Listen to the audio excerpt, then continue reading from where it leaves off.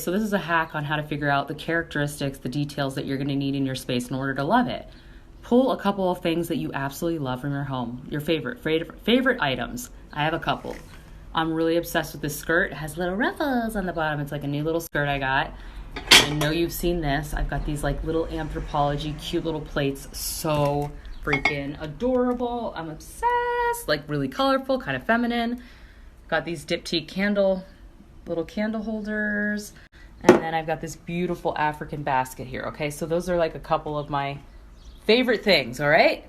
And then all you do is look at all your favorites together and just write down all the characteristics that describe them. Write down the words that describe those things. So feminine, colorful, a little bit bold, cheeky.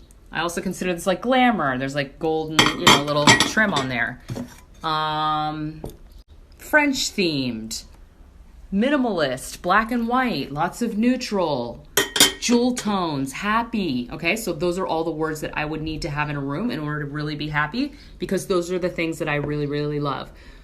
This makes so much sense as to why I did not like the gray sofa that I had, because do you see gray in anything I showed you? No, I don't. So look to your favorites to help you figure out your true decorating style.